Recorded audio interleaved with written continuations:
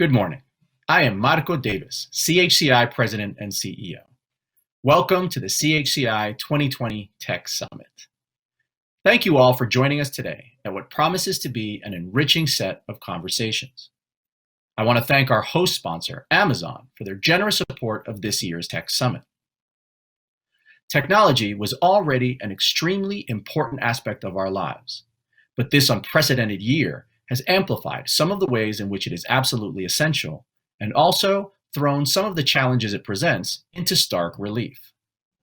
Our agenda has been carefully crafted to include some of the nation's leading experts on technology who will engage in discussions about topics such as innovation, AI, and how to ensure that Latino leadership is represented in crafting the future of the tech workforce. I'm so glad you're here with us today. This is an important set of issues. So let's begin. First, we have some special remarks from our good friend Elizabeth Nieto, who is head of Global Diversity and Inclusion at Amazon and also a member of CHCI's Advisory Council. Welcome, Elizabeth. Hello, I am Elizabeth Nieto, head of Global Diversity, Equity, and Inclusion at Amazon. As a proud member of the Congressional Hispanic Caucus Institute's Advisory Council, I am delighted to welcome you to this year's CHCI 2020 Tech Summit. Like the Congressional Hispanic Caucus Institute, Amazon believes in building an inclusive culture, and this summit is critical to facilitating a solution-oriented dialogue that raises awareness about technology, policies, practices, and how they impact the Latinx community. Amazon continues to expand its reach to the Latinx interested in technology across the U.S. In 2018, we announced Amazon Future Engineered, a childhood-to-career program designed to inspire and train students from underserved and low-income communities to pursue a computer science education. Amazon Future Engineer is specifically focused on reaching groups typically underrepresented in the tech industry. To date, the Amazon Future Engineer program has a goal of reaching more than 500,000 K-12 students from more than 5,000 schools across the U.S. These students are supported by age-appropriate Amazon Future Engineer-funded computer science courses, as well as professional development resources for their teachers. As part of this outreach, our Latinos at Affinity Group is partnering with the Amazon Future Engineer program by participating in Class Chats, a virtual volunteer program designed to support and inspire the next generation of students in tech. Through Class Chats, Latinx Amazon employees make virtual visits to middle and high school computer science classes around the country with the aim of inspiring them to pursue careers in tech industry and for them to also learn about their experiences and journey into the tech sector. It is important that policymakers and industry come together in settings like this one, the CHCI Tech Summit, to address the needs of the Latinx community. Whether it's working together to increase access to computer science education for children and adults in communities of color, funding and supporting Latinx innovators, or improving diversity, equity, and inclusion in the technology sector, we all have a part to play. So, on behalf of Amazon, thank you for doing your part to raise the bar and promote inclusive technology policies that increase education and career opportunities for Latinx of all backgrounds. Thank you. Be well and stay safe.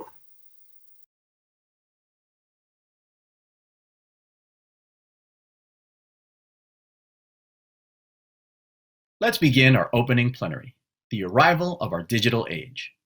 We've assembled a panel of experts to address how COVID-19 has accelerated the American digital age and what leaders are doing to meet our society's new and increased digital demands.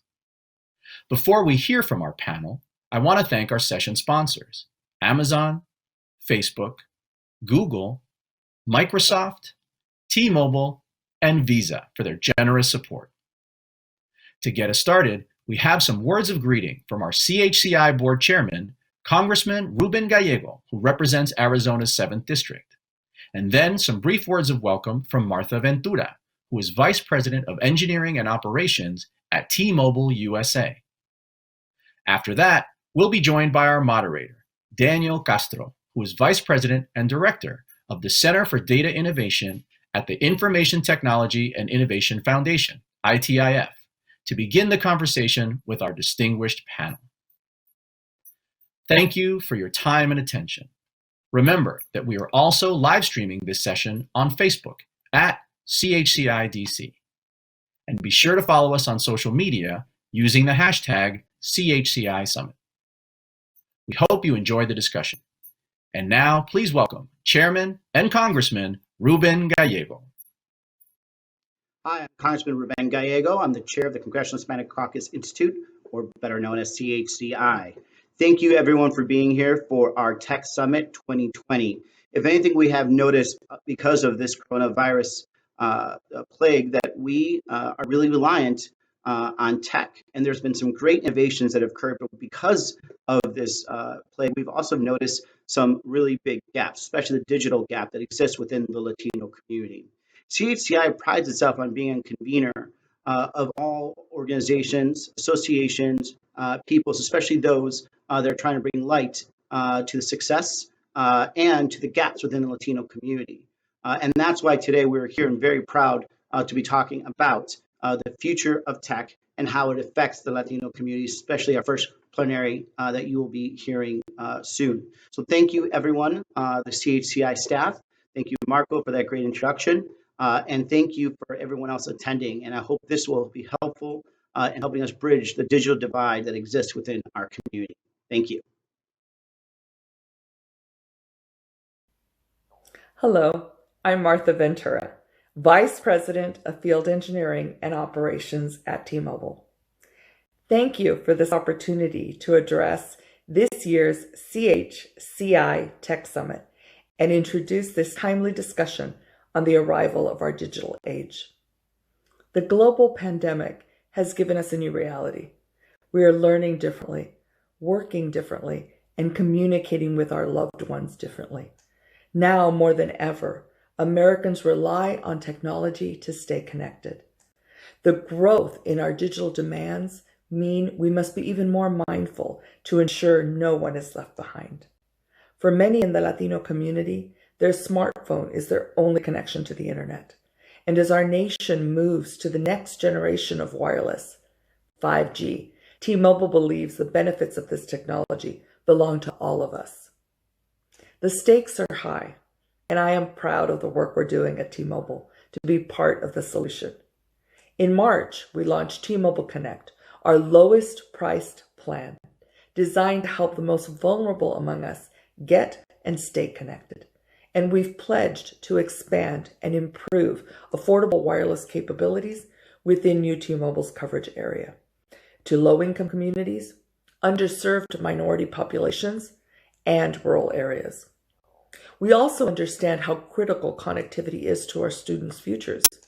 A switch to widespread distance learning has aggravated achievement gaps and exposed the impacts of the digital divide, specifically in the Latino community. So we remain committed to Project 10 Million, our multi-billion-dollar effort to eradicate the homework gap for millions of students by providing free service and hotspots to 10 million households over 5 years. We've also pledged $25 million in investments across communities that support tech entrepreneurship, bridge the gap in digital literacy, job training, and access in the digital economy. And this is just the beginning.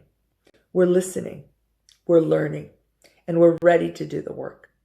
On behalf of the T-Mobile family, thank you, Marco Davis, for your leadership, and CHCI for creating a space for these important conversations. We are looking forward to this critical discussion. Thank you. Good morning. I'd like to welcome everyone for joining us today and thank CHCI for hosting this important conversation. Last year, this event was in person, and this year we're online. for the simple reason that the global pandemic has forced us to move most of what we do online. And going digital creates many exciting opportunities to expand access to healthcare, education, and jobs for more people. But we also know that you simply can't flip a switch to make these changes happen. We need digital connectivity, digital literacy, access to hardware and software, job training, and even more to make sure that nobody is left behind. We know there's digital divides, and I say divides because there's certainly more than one. And so the question really is, how can we promote inclusive innovation? We have a great panel this morning to discuss these issues. And I also want to invite you to share your thoughts as well. If you have a question for the speakers, submit it in the chat box next to the video. And if you have comments or reactions, I invite you to also share those on social media using the hashtag for today's event, CHCI Summit. Now, I'd like to welcome our 4 panelists and invite them to briefly introduce themselves and give some opening remarks. First, we have Pablo Chavez, who is Vice President of Global Public Policy and Government Affairs at Google. Welcome, Pablo.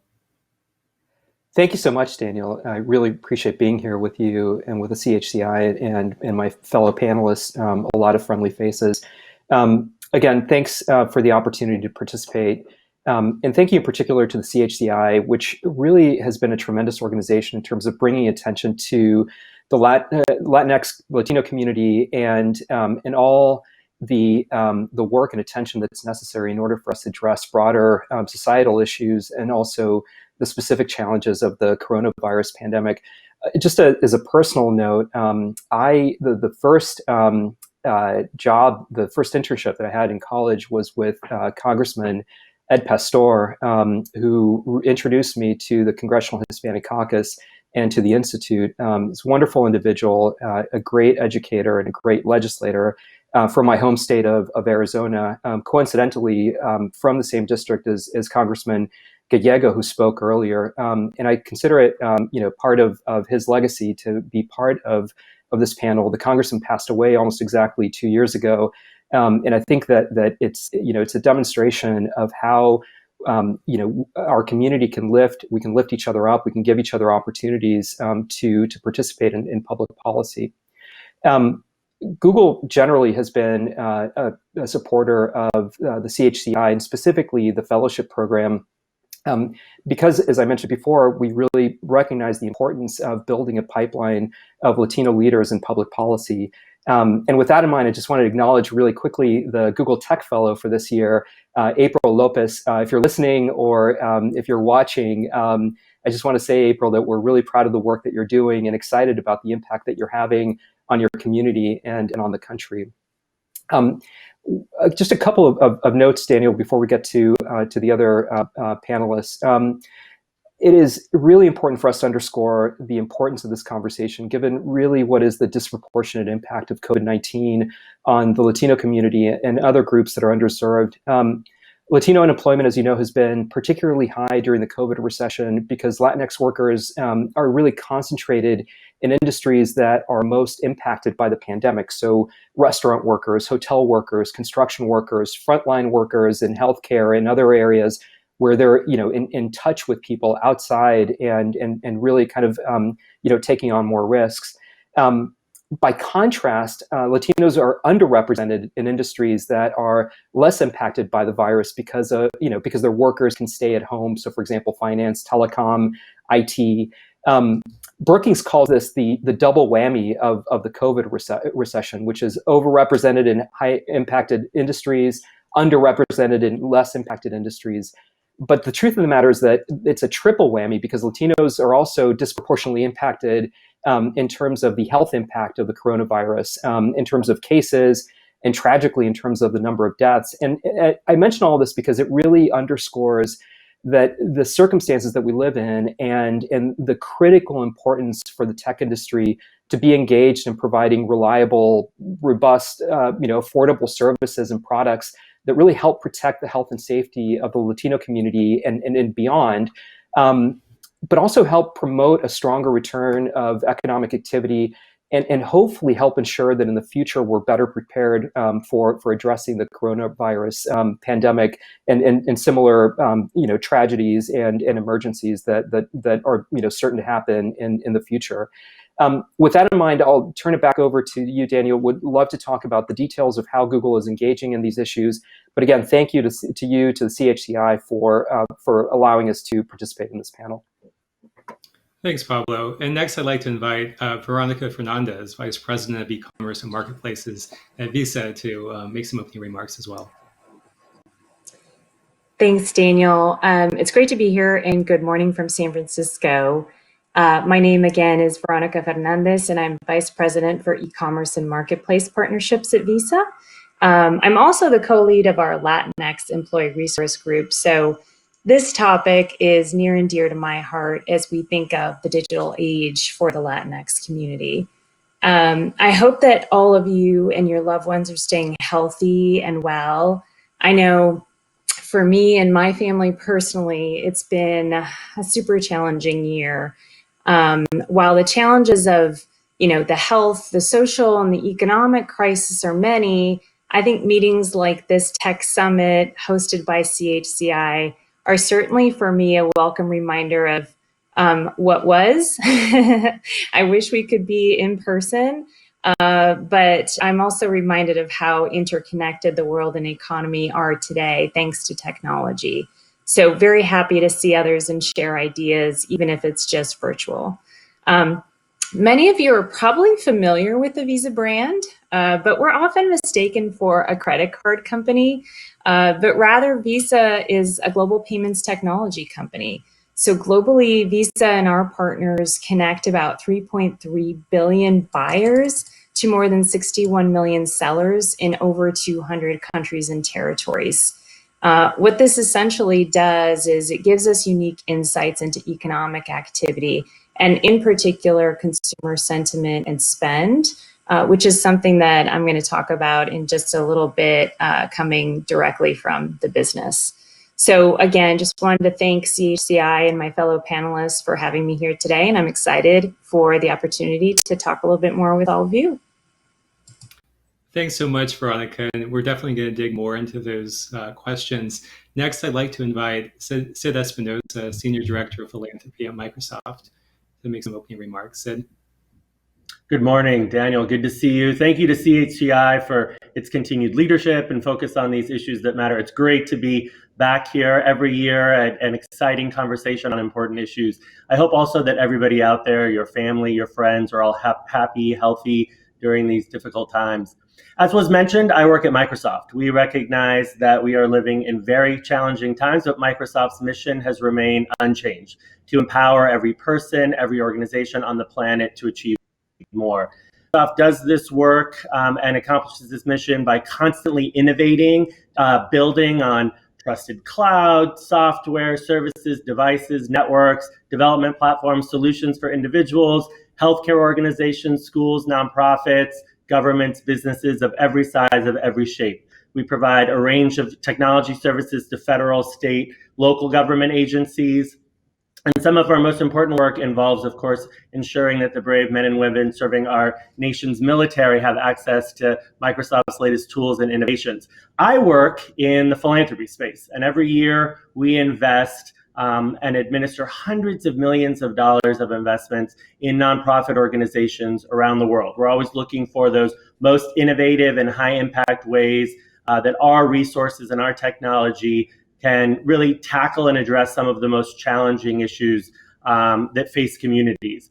COVID has caused us to accelerate that work, whether in connecting millions of people who are not connected to the way that we're all now going to school, that many are working, let alone how we communicate with friends and family or shop and learn. We've launched new focus areas in racial equity, in skilling and employability. We are increasing our investments and thinking about how to pull more partners into this work. These are very tough times for everybody, but especially for Latinos and our community. I look forward to discussing what we can do collectively to ensure that Latinos are not marginalized and forgotten in this pandemic. As was already mentioned, across all of the issue areas that are affecting communities during the pandemic, Latinos continue to be one of the communities that is most highly impacted. And if we don't come together now and think about how we're going to address these issues as a community, we risk having an impact that will ripple for years. And so I think it's critically important that CHCI is pulling us together and saying, do we collectively understand what we need to focus on, what we need to address, what actions we need to take now for our community? And I look forward to the conversation. Thank you so much, Daniel. Thanks, Sid. And last, we have Zariah Tapia Hadley, Manager of Public Policy at Facebook. Zariah. Hi, friends. How are you? It's a pleasure to be with you. Thank you, Daniel. Thank you to CHCI for having us and for such a wonderful partnership over the last few years. And of course, I have had the pleasure of working with CHCI for even longer and just continually impressed and grateful for the work that you're doing, especially the consistency that CHCI has had in talking about these issues and opening up those policy spaces in areas like technology where we direly need, as has been already mentioned, more and more Latinos.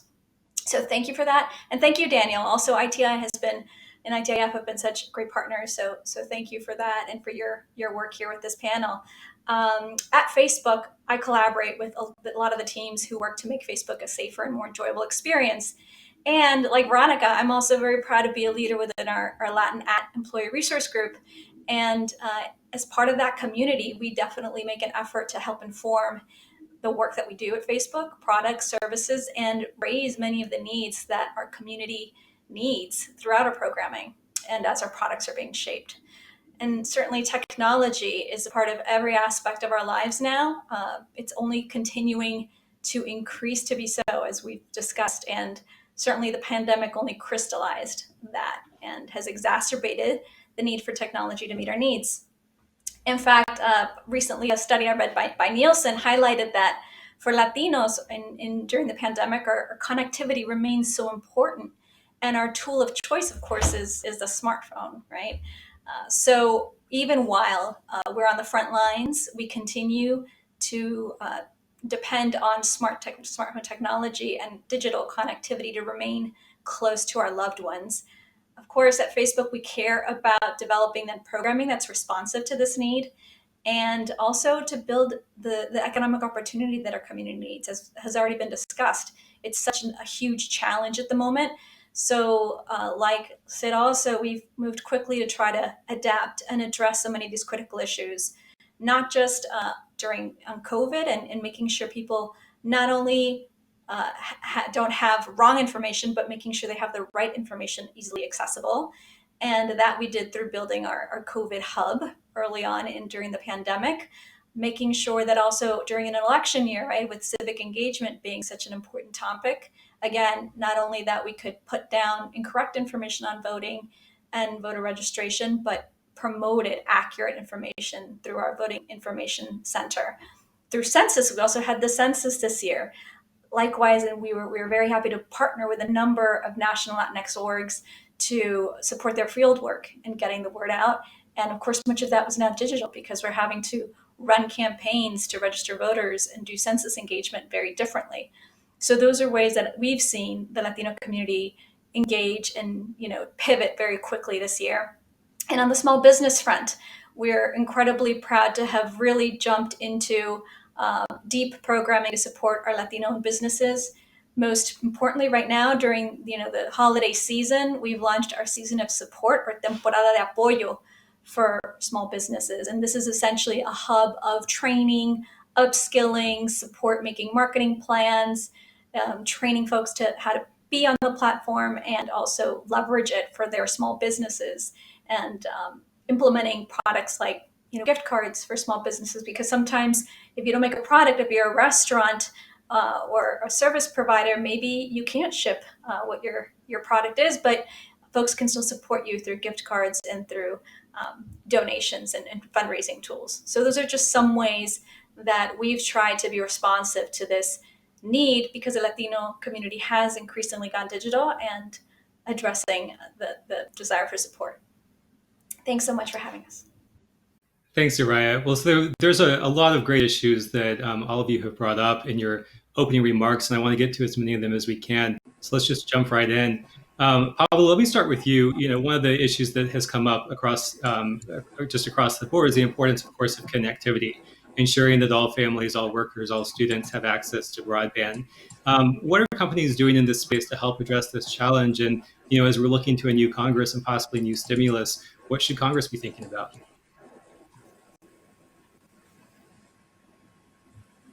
Oh, I think you're on mute. Sorry about that. It's a great question. Thank you. I know a lot of us have been engaged in this issue of connectivity, and I appreciate the fact that you've tied it to future investments in infrastructure that the Congress and the next administration, along with the private sector, will be thinking about. From our perspective, as we think about it, in particular from the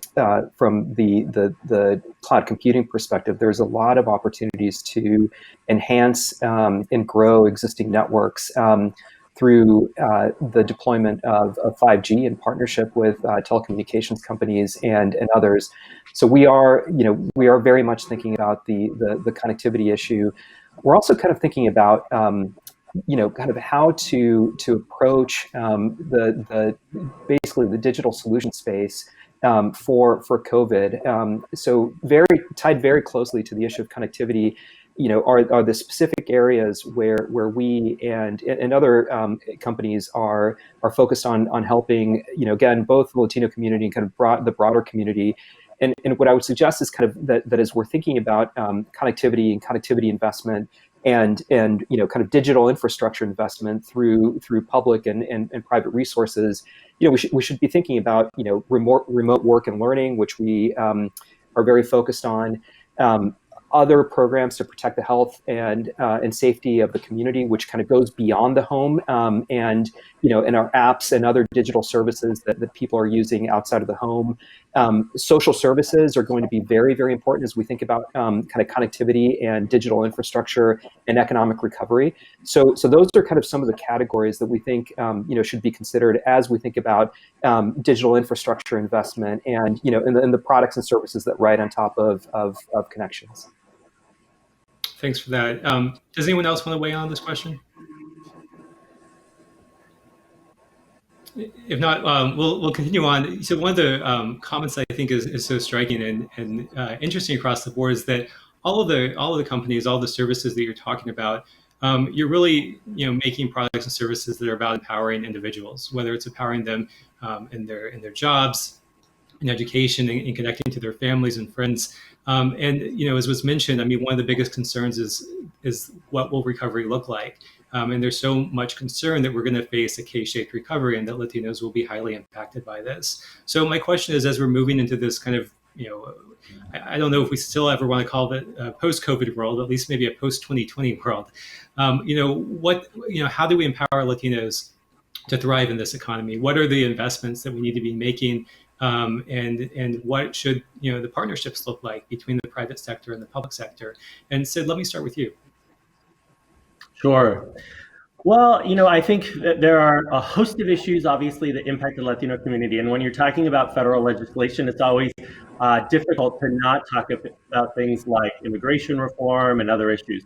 But I think right now during COVID, as we're thinking about short and long-term issues, there are 5 issues that continue to come up. Health, food, housing, jobs, education. Health, I'll just highlight.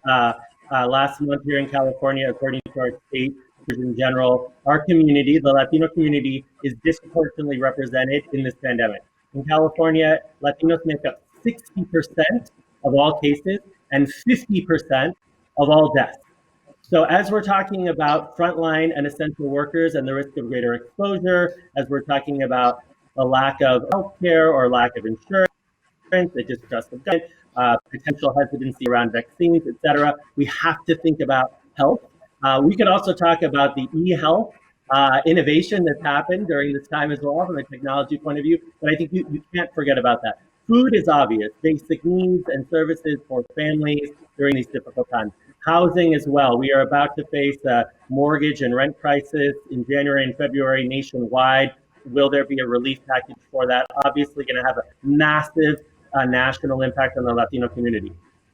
For us, jobs, a focus on accessibility and connectivity, as was mentioned, reskilling, job placement, critically important. Even before the pandemic, you saw because of AI, because of technology, because of innovation, jobs were changing. The job sectors were changing completely, and we were at risk of leaving the Latino community behind in ensuring that they were really for the jobs of the future. So that focus for us now during COVID has involved a major announcement both by our CEO and president to connect 25 million people over the course of this year to skills training programs. It's a multi-million-dollar investment that really is all around the world, but in the nation, focused primarily on communities of color. Critically important that we think about this so that as the economy back on, we're not leaving behind the Latino community. And finally, just a word about education. I come from a family of educators. We're talking about this around the dinner table when we do see each other in a safe and distant way. So many of our kids, when COVID started, did not have connectivity. And many of them are at risk of losing this year in school. And if we don't come collectively together and ensure that these kids are not left behind, that they did not lose this year, we risk seeing that impact ripple through their entire lifetime. We will see it in juvenile justice rates, we'll see it in dropout, we'll see it in incarceration, pay gaps later. It is critically important that we empower teachers, school districts, boards of education to really think about how to bridge the gap that happened for so many kids this year. And it's on us. We are the leaders. We know this is an issue. We know it's unprecedented. And if we don't think about how to come together to address this in a cross-sector, in a cross-state, in a really aggressive way, we really risk leaving these kids behind. And so again, health, food, housing, jobs, education, all critically important. And I look forward to future conversations on how we can work together on these issues. Thanks, Sid. Yeah, Zaraya, if we can go to you, I think this is one of the most important issues. I really want to stick on it because it's so easy to, I think, overlook the long-term impact that this education gap is going to have. And we look at some immediate needs and metrics. And my concern is we're talking about today, whether we're going to be talking about it a year from now, or 2 years from now, or 3 years from now, and we still need to be focusing on the fact that this is having a long-term impact on our students. Zaraya. Absolutely, Daniel. And I've seen the way also the communities have organized both to help students and just to help each other generally on our platforms, everything from parent groups to information channels to you name it, groups and communities on Facebook that have organized to support each other. And it's just been really rewarding and incredible to see. We just had our, Giving Tuesday that raised a record numbers of money. I think it's exceeded now $3 billion. So all this, I think, is important and in a way for us to really remember that we're all part of a broader community and support each other, our families, our students through this pandemic. Another way I'd like to highlight that we've tried to support the economic opportunity for the Latino community specifically. Latinos are entrepreneurs largely, right? And we are the fastest growing segment of entrepreneurs. We recently saw that 85% of individuals polled in a study explained that they are now moving to purchase things online instead of in person. So with this very dramatic trend to buying and getting things online, we want to help our entrepreneurs be ready for that, and whether they sell products or services. So we started off the year by committing $100 million in grants to small businesses, 40 million of that within the U.S., and certainly with a particular focus on communities of color. We also recently launched our Buy Black Friday, right? So this was also an idea that came up within a hackathon, actually. And of course, a lot of Latinos are also Black and part of the Black community. So that is another sort of specific program that exists. And we launched our Facebook Business Resource Hub as a way to provide easy, accessible training, upskilling for folks that are interested in either getting a background on digital marketing that they can do on the side or in addition to whatever it is that they do, or just to support their existing business, as well as videos and tutorials on how to get online, expand your presence, and really leverage these tools that we have at our disposal that we don't always necessarily know that can help us find new communities, expand our audience, and that can, for businesses, make a difference, right, between surviving or not. Over 70% of Latino businesses that use these tools report that they've had growth and even been able to hire some people. So we really do believe it makes a difference. And that's why we're doing the season of support and in partnership with Univision and Telemundo as well, promoting these resources and hubs of support. And we're also believe that, education is a broad term. And so we have partnered with Coursera to provide a digital marketing skills curriculum that is more widely accessible now. Before we were just doing it with some community college systems, and now this is expanded more broadly. And as we've discussed, a lot of these jobs are the jobs of the future. So we're hoping that we're doing this engagement and trying to work with our national Latino groups and organizations like CHCI to make sure that our community understands that they are deserving and they this is an opportunity to use upon.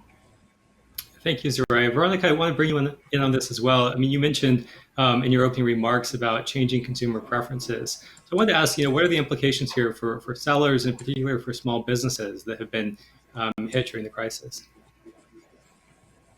Yeah, and I guess before I get into that, I also just wanted to mention something that Sid had said.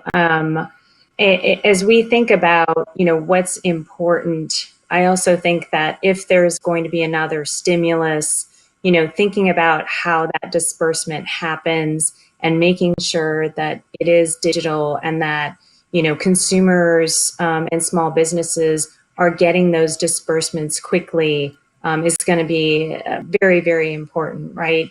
Visa works with a lot of partners, and we have a product called Visa Direct, which is essentially a push-to-card product. Some of that was, we used Visa Direct with some of our partners through the PPP loans, some of them, right? But I do think that, we can do better from a policy perspective there as it relates to digital. But let me get back to your original question, which was around small businesses, and this kind of piles on to what Soraya was mentioning. I think as small businesses globally continue to endure the financial impact of COVID, one thing for us is very clear, right? So they're going to have to rethink the checkout or the point of sale experience, and that's going to be essential for survival. I mean, for consumers, digital is no longer like the other way to shop. It's really just become the new normal, and quite frankly, an expectation, right? So in addition to small businesses needing to think about accepting payment and making that checkout seamless, we commissioned a recent Visa Global Merchant e-commerce study, and we found that 87% of merchants believe that expanding online sales into new markets is one of their most promising growth opportunities. So as we enter another wave of the pandemic, unfortunately, right, in addition to the small businesses, the retailers are also looking to enhance e-commerce capabilities as they're in the midst of the shopping season. So holiday e-com sales, I think, projected to grow almost 36% year over year, to something like 823 billion. And retailers have been prepping their platforms to meet the growing demand. But again, this just reemphasizes that helping these small businesses go digital is so important because, again, as Soraya mentioned, they're the key drivers of employment and economic growth. I mean, according to the FBA, small companies create 1.5 million jobs annually and account for 64% of new jobs in the US. And if you look specific to Latinx business owners, over the last decade, the number of business owners that are Latinx have grown 34% compared to 1% for all business owners in the US. And this was a study that was done by the Stanford Latino Entrepreneurship Initiative. So, we know, right, that some of those businesses are struggling to survive the pandemic and face, particularly greater challenges than others. I think, as you know, there's a relationship between household income, consumer spending, and quite frankly, if people aren't working, they tend to spend less. And when people do decide to make a purchase online, they're more likely to either shop that online, use pickup, delivery services to avoid any kind of physical contact. So I think, small businesses, while this permanent move to digital, online, and mobile will be a positive development for economic growth, I think in the long run, in the short run, small businesses are going to have difficulty managing that shift. And, again, they're going to buoy the recovery. So Visa's done a couple of different things just real quickly. Since COVID-19 hit, we've launched a series of initiatives dedicated to supporting those small businesses. One critical area is our small business hubs. So it sounds like very similar to what Facebook is doing, but we relaunched our Visa Small Business Hub sites alongside 20 small business solution providers to basically help entrepreneurs build stronger customer relationships and expand their business. So they can go out to this hub, they can focus on things like, how do I start my business? How do I run my business? How do I grow it to be digitally enabled? And this small business hub and these sites are now live in more than 20 countries, and they're tailored for each and every region. So, as I meet with a lot of my clients that serve small businesses, this is, often the greatest need for many small businesses to just get online and talk to other small businesses to understand what they're doing, how they can get things started, how they can keep things up and running. And we're really proud of the work that we've done here. And then lastly, we're doing a lot of different things, but lastly, in addition to the initiatives Visa's undertaking to help small businesses become digital, I'm excited to share that Visa's launching the Visa Institute for Economic Empowerment. And this new institute basically taps Visa experts and our partners with leading organizations to publish some thought leadership on different policy topics, whether it's pandemic challenges to small businesses, digital trade, cross-border payments. So we certainly hope that the Institute can be a resource to each and all of you. So those are just some of the innovative ideas that Visa is delivering to help some of these communities through the recovery and get everyone, quite frankly, back to business. Thanks, Veronica. Pablo, I wanted to ask if you had any thoughts on this question as well. I mean, certainly, we are seeing this, major shift in retail. We're seeing more people shopping online. How are we making sure that, businesses have the tools and resources they need to succeed? Because as, Veronica and as Ariah said, it's, the platforms are there, but you have to still make sure the businesses actually have the knowledge on how to use them. I know Google's been involved in some of these efforts as well. Yeah, for sure. And look, Daniel, I was listening to Veronica, Sid, and Zariah's points. It's really kind of inspiring to hear what everybody's doing, to help, during COVID.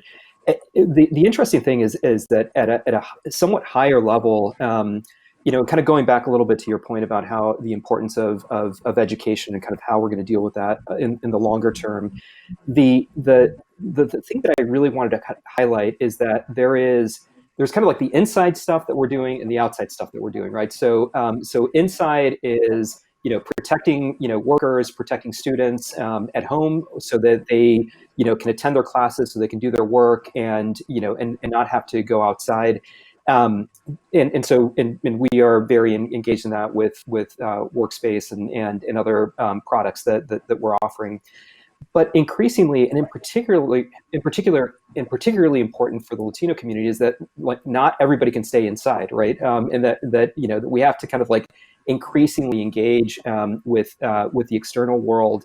And so a lot of as I listen closely to what Veronica and Sid and Zariah are talking about, there's this kind of increasing motion towards providing businesses and individuals with tools to operate safely, in a face-to-face manner, to go shopping physically, to go to school, perhaps in a hybrid way, versus just being at home. And it's one of the areas that we've been really focused on. So just yesterday, Governor Newsom from California announced that California is deploying an exposure notification app across the state, in partnership with Google as well as with Apple. And I think of that as a very good example of how we can use digital tools to engage more responsibly and safely, as we move kind of into the next wave of kind of where we are in the COVID crisis, or perhaps it's a parallel track. But the points, for example, that Veronica made about contactless transactions, like all that, I think is really important for us to focus on. And I think will be very helpful both in the education context as well as in the small business context, both of which are obviously critically important to the communities that CHCI cares about. Thanks, Pablo. I think this is the time we make the public service announcement to please download your Bluetooth exposure notification app. Pretty much every state has one. Not everyone knows about it, and they are free to download. They're very effective, and people should be looking at that.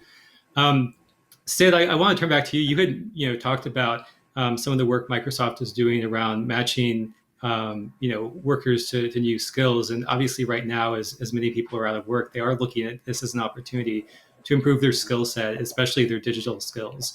And so I wanted to ask if you could talk a little bit more about how Microsoft is working to both identify those kind of growing in-demand jobs as well as the growing demand for new skills, and how you're helping workers develop those skills and find out what those opportunities are. Absolutely. First, let me say that, as you can imagine, Microsoft is inundated with philanthropic requests. We consider everything, but when you're getting thousands and thousands of requests on every issue related to health, the environment, et cetera, you have to become focused, and you have to be really specific on what you're trying to address, where you think you can really make a difference, where your unique skills or assets can really play a critical role. And as we have looked at those issues around the world, and really, in a cross-sector sort of, with all of the experts at the table, thinking about where we really want to play, skills gaps, thinking about jobs, thinking about the empowerment of business is our number one area of focus, and will be focused for years to come. And there's a reason. I say all that because there's a reason. We are seeing, even before COVID, a gap that leaves communities of color and the Latino community behind so often in thinking about what those jobs are of the future. Look at the Bureau of Labor Statistics, Department of Commerce, et cetera. They will highlight for you the fact that, one, we don't know what many of those jobs are of the future. They will change over time, and we need to prepare our workforce for them. Two, the way that people work, the way that they get those skills, the way that they're educated and prepared are completely different. Three, technology is changing that at such an increasing rate that you are going to need to go back for skills and new training on a regular basis. That will become the new norm. And so we need to think about how we really prepare communities, and prepare in particular communities of color, for this new reality, for the way that things are changing. Then you bring in COVID, you bring in the recession, and you bring in millions of people out of work. That, of course, is destroying families and communities. But I say as well, there is an opportunity here. There's a light, if you will, and that is that we have an opportunity right now to step in and help people as they come back into the workforce. How to leapfrog, how to bridge that gap. And if we as a community can come together at both federal and local levels and really come to understand how to empower people with those skills to leapfrog into those jobs of the future, we can jumpstart the economy. We can empower businesses and individuals in a way that we had not anticipated before the pandemic. That for us means, as I mentioned, a significant investment in thinking about how to work cross-sector to provide those skilling, especially to communities of color. Our most recent, the last couple months of my life, as an example, have been focused on an initiative we launched looking at 50 organizations that are Black and African American led across the country that are focused on communities of color, an investment in those skilled organizations, how to bring them together as a community. We will be announcing, by the way, what those orgs are in just the next couple of weeks. We received over 1,300 our applications for those grants, an incredible response. We're now thinking about how those programs will expand, looking at other communities, indigenous communities, Latinos, others where that work will expand. The need is incredible. We need to also to think about this again at a state, at a federal level. I can't emphasize enough, as folks, I was a former council member and a mayor as we came out of the last recession and worked in community. There is nothing like getting on the ground and really understanding from businesses, from people out of work, what their needs are. That's where we need to start. Absolutely.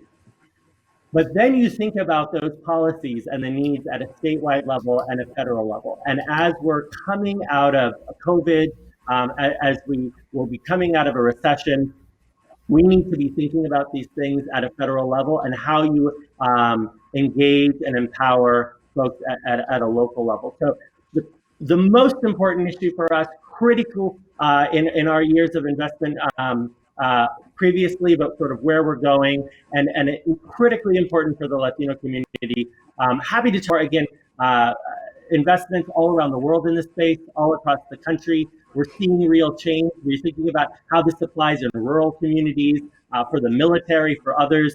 But the Latino community in particular will either be left behind coming out of this, or we will come together to think about how to focus on this community in particular. Thanks, Sid. Zariah, I want to come back to you on this because, so many of the issues that we're talking about here that Sid mentioned, whether we're talking about, connectivity, whether we're talking about, just the need for Latinos to be politically engaged and organized in the years to come, is going to be very critical. And we've seen political organizing, of course, move online during the pandemic and play an even greater role than it has in the past. Can you talk a little bit about, the role you see of, platforms like Facebook and other social networks and, being part of those tools, as well as, just getting people more politically engaged with some of the successes Facebook had with voter registration? Absolutely. Thanks, Daniel. So obviously the platform, the goal is to give people the power to build community, right? That's really our mission. And a huge part of that is allowing people to have their voice heard and giving people their voice. So how did that sort of play out for us this year? I would say that we really focused on a number of areas. So one, content creators. We certainly, Instagram and a number of our apps have been more supportive of people just putting on their creative information, because I think the more people can see themselves and the more we see each other and see ourselves reflected in politics and in other spaces, that's really crucial to getting us engaged, right? If we don't see people like us talking about it and doing it and getting engaged, it's really hard to get people motivated. So I've been very happy to see that that's really taken off, and we have incredible Latinx influencers and others. So that's one way. Obviously, the issue of misinformation is a huge concern this year, and Facebook, but again, not only focused on making sure that our policies and enforcement were such that we took down the bad info, but we really focused on being proactive in uplifting the correct information, right? So on the clamping down misinfo, we did change a number of policies or instituted new ones, right? Mainly this year on census, related to the census and to elections, made it such that any post or ad giving incorrect or inaccurate information about the census, how to do it, or the implications of filling it out, or an elections contest, any misinfo on how to vote, where to vote, et cetera, would be taken down, no questions. So that, I think, was really helpful for our community. And again, you have a lot of us who care about this in the company talking about it and also uplifting what we hear from stakeholders. So I think that was really helpful in clamping down the part. And then in the motivating and in the allowing people to organize. the COVID hub early on in the year, I think was hugely important, to the point of, a lot of our frontline workers are Latinx, and how do you help support those folks who don't have the luxury that we do to be able to work from home? Well, we had this hub that was a one-stop shop with all the information necessary straight from the CDC and other health authorities, that people could trust and go to. So they didn't have to be second guessing either news or friends or families report. They could just go straight to the hub and, feel safer and have the accurate information that they needed. And in Spanish, by the way, are a number of languages, in whichever language, you have the app in. Subsequently, also for elections, when we launched the Voting Information Center for the same reason. We didn't want there to be an equivocation as to how people could register, how people could go about voting, what the implications of voting in different ways meant. We want people to feel safe and secure. And so that we did that through the Voting Information Center, that essentially connected folks, again, top of your feed, top of your bar, directly to the authoritative elections authority in your area, right? In your area, in your county, in your state. So that was incredibly helpful. To our goal, as you mentioned, of registering 4 million voters this year, we actually registered 4.4 million voters. But again, we don't do it alone. This was also giving these tools to leaders in our community, to organizations that are partners of ours, and making sure that they could also use it in their efforts as they're out in the field or talking to folks. Certainly, we saw that everyone had to reorganize this year. We couldn't canvass. You couldn't really do voter registration drives the way we traditionally did, or get out the vote, which it's traditionally done. So it was encouraging to see that we still, and as a country, really were able to meet a lot of, not just Facebook meeting registration goals, but as a country got a lot of people engaged and involved.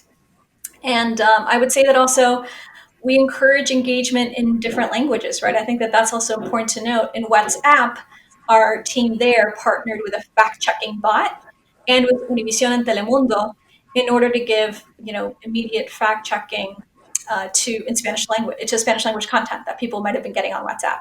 So, and that was promoted through a campaign called El Poder Está en Tus Manos, featuring our dear Walter Mercado, who passed away, but his family worked with our WhatsApp team to leverage a video with him, who he talked a lot about, power being in your hands and seizing that. And so that helped us promote the fact-checking bot that I hope a lot of folks used. Thanks, Ariah. I know I personally enjoyed having fewer people knock on my door this election season, but certainly got made up for that with the text.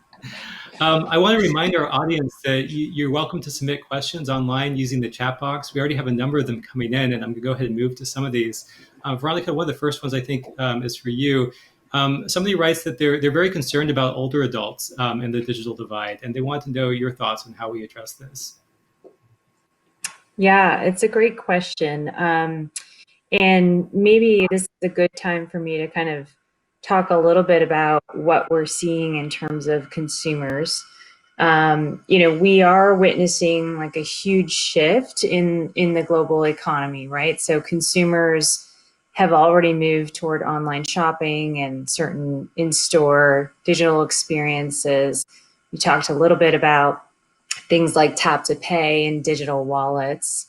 But with the health crisis and social distancing and all that kind of stuff, it's really caused drastic shifts in the way that consumers pay and in what they buy and how they're using different digital payment forms. So, I think as it relates to older individuals, I mean, I know even my mom and dad who are in their mid-70s, they're using apps like, I won't mention them, but, a lot of the delivery apps, a lot of the shopping delivery apps, and they have started to use them and really understand, the value. But as we think about like even the holidays approaching, I think we're seeing that like 65% of consumers are saying they're going to likely, spend the same amount out there. But then if you think about consumer behavior changes, more than 60% of consumers will do more than half of their holiday shopping online. And 53% of those are 55 and older. So, I think we are even seeing shifts in that demographic, which, would have never happened pre-COVID, in my opinion. And, I do think that it's very important to make sure that, we educate folks, not just 55 and over, but really everyone to help them understand that the ecosystem is safe and secure. A lot of people feel that maybe digital payments may not be as safe as a face-to-face transaction. And that's just not true. And we're doing a lot at Visa to ensure that consumers and businesses really understand that online shopping is secure with Visa. In April, we launched an updated, what's called a Visa Secure program. It's formally known as Verified by Visa, but it helps enhance the security of online transactions and really just happens in the background. But these are the types of things that, Visa is keenly focused on.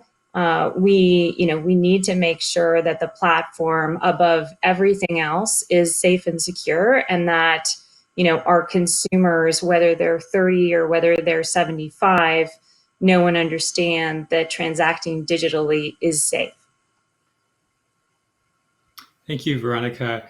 Another audience question we have coming in, and I want to direct this one to Sid. There's questions about what the post-pandemic environment will look like, particularly for workers. Will work from home continue to, permeate?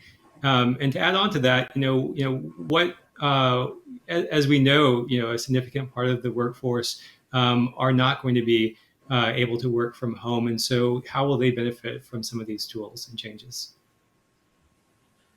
Sure. Well, I think the realistic answer is we don't know.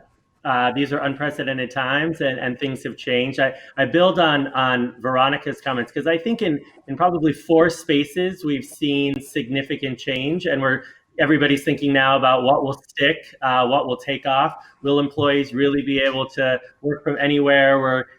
Will teachers use technology more in the classroom? Will people continue to sort of buy online? Most of these trends we saw were for necessity. And the answer is, in the long term, what will sort of shift back to previous times and what will change.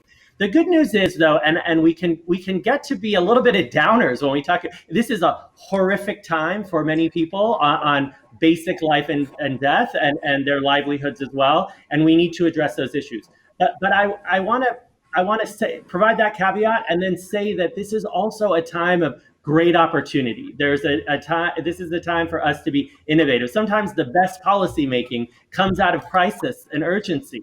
And so, in 4 areas, I think to answer your question, we've seen significant shifts, and it'll be interesting to see kind of what that changes. E-commerce, we've talked about that. That's exploded in Silicon Valley right now. We're seeing already startups launching in this space. Undoubtedly, there will be a lot of innovation here in the next decade. I think it's an interesting area for policymakers, for educators, for entrepreneurs and innovators to be thinking about. Telehealth, e-health, also that's happened, of course, by necessity, but I would say we will see major leaps forward in this sector in the years ahead. Everything from hospital administration to individual privacy rights, ease of use, mobility, data analytics, et cetera.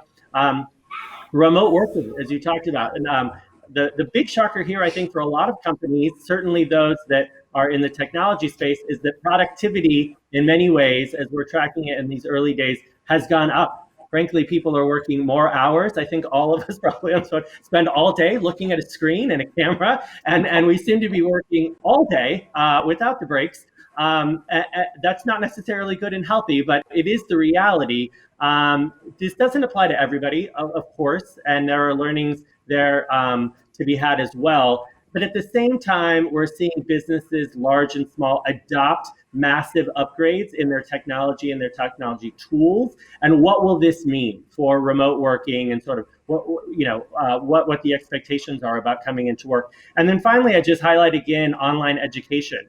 Again, necessity changed sort of how we were all providing for kids in our communities, but it also exposed huge gaps. schools and teachers struggling to keep up. And for some kids, this online environment really worked. And for others, this was a year missed. And again, a national problem that we need to come together. So e-commerce, telehealth, remote working, online education, massive shifts in the last year, good and bad.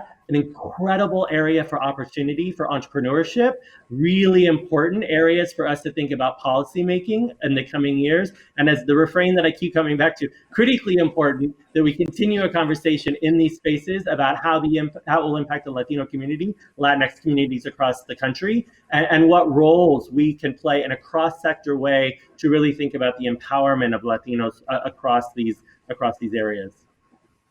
Thanks, Sid. Pablo, I want to go to Daniel. you, a question that came in, and Yeah. it looks like you want to react to this one as well, so I'll let you do both. Very, very quickly, just to build a little bit on Sid's really good analysis. There is this kind of question that comes up often about, hey, is this really the future of the work? Are people going to be, in their homes working remotely? Just some data points. I mean, some companies in the tech industry have definitely kind of taken the position that a lot of their workers can work from home indefinitely, and that's definitely one strategy, and it'll be interesting to see how that plays out.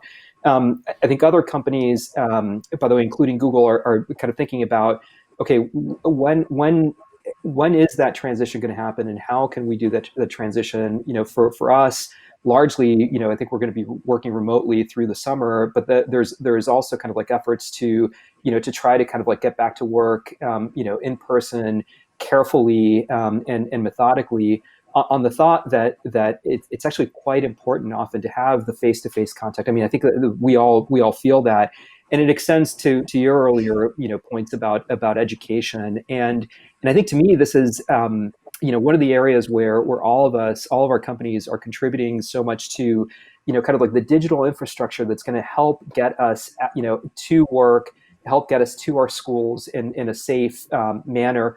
One thing that I'm really excited about is, we are starting to have conversations and building up partnerships at the state level around, smart vaccine distribution, is one of the mechanisms to get us back to work, back to school safer, and it's really just the idea of using digital tools, AI, big data analysis, to figure out really kind of like where the resources should go, how vaccines should be distributed. And I think that we're really excited about that kind of thing. But again, it all underscores a lot of the points that Sid's making about kind of the longer term environment that we need to create, both for the Latino community and beyond.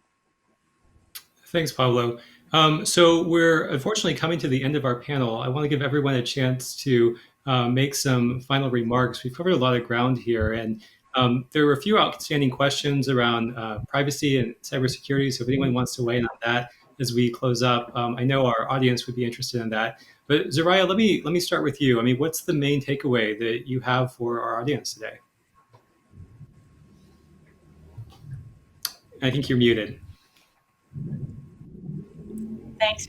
I think we all discussed how this is the wave of the future, right? Like technology is just going to be ever more an intrinsic part of our daily lives. And so the key question remains, as I said, I think we should continue to talk about how we make sure that Latinos are represented, both generally as in policy and in tools, as well as even in our own companies, right? Like what was just discussed about working from home for an extended period of time. Diversity and inclusion research tells us that disproportionately impacts people of color negatively, right? So the more that we can be in person and having that sort of constant rapport and feedback with colleagues, the more our contributions are recognized. So that's something else to look at too. And just we're very glad to be able to collaborate with everyone here, and look forward to seeing what more we can do to be supportive of our Latinx community, through this pandemic and afterward. Thanks so much for your comments today. Sid, I want to turn it to you. What's the main takeaway you have for our audience? Sure. Well, one thing that I did not mention and I know we're sort of short on time and people still want to continue the conversation, and so I encourage them to pick up a book. Tools and Weapons, The Promise and the Peril of the Digital Age is a book that our President Brad Smith put out last year. And it really talks, even pre-COVID and the recession, about these same issues, the trade-offs, thinking about policy in this space, thinking about how it's really landing on the ground. A great read and definitely helpful. You can find online for Microsoft information about our policy priorities. You can reach out to me. I'm passionate about these issues, from innovation and computing, including cloud, machine learning, artificial intelligence, quantum computing, data privacy, critically important for Microsoft. We strive to be a leader in this space and in everything that we do. Really thinking about as well broadband and next generation connectivity, critically important. Our Airband initiative that I talked about earlier, that's connecting underserved communities across the country. Cybersecurity, as you mentioned, our digital crimes unit and defending democracy program, and I highlight.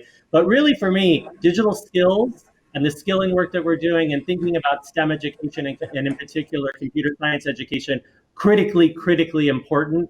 The impacts on our Latino community, as I've mentioned, for generations to come, are something that if we don't focus on this in the next year or two, as we come out of COVID and out of the recession, we will see a ripple effect for a long time. And so really thankful and excited to be part of this conversation today. Thank you, CHCI, for taking the time to focus on these issues, critically important, and we look forward to working together. Thanks so much, Sid. And Veronica, we just have about a minute or so left. I want to turn it to you for your final remarks as well. I'll talk fast. Yeah. So I would just say that, we continue to see evidence that consumer behaviors have shifted to digital, and we've talked a lot about that. And I think it's very likely that these will shift to permanent, right? So I think it's very likely that what we have done through COVID, will continue to do some of those habits post-COVID. And I think what this means for us is something that, Sid also mentioned, but it's in that economic recovery that we need to help consumers, buyers and sellers really embrace the digital world again, whether you're 18 or whether you're 75. And for us as leaders in this space, in the technology space, we need to help facilitate the innovation that's happening. For Visa, make it easier for people to get those disbursements, for consumers to access digital, across all bands of the economic spectrum. And I think that should be our North Star as we think about, moving out of this pandemic and, and taking one step firmly into the digital world. Thank you, Veronica. And Pablo, your final thoughts. Very, very briefly. So I think just to underscore a common theme, Daniel, I mean, this is a unity effort. It's going to take all of us working together in public-private partnerships. And again, I'm really excited to hear what other companies are doing. It's all a wonderful effort. But that community effort probably includes a lot of the folks who are watching this and listening to this. And hopefully some of you would be willing to contribute to the effort as part of Google. So let me just point you to a website, buildingourfuture.withgoogle.com. If you're interested in internships, employment with Google, exploring career opportunities with us, we would welcome you. And please feel free to reach out to me directly if you have any interest. Thanks again to CHCI and to Daniel for hosting this. Thanks to all of our great panelists. This is a fantastic conversation. I appreciate all of your thoughts and insights. As we can tell, this is an important conversation and one that we should definitely be continuing, not just today, but for many months and into the future.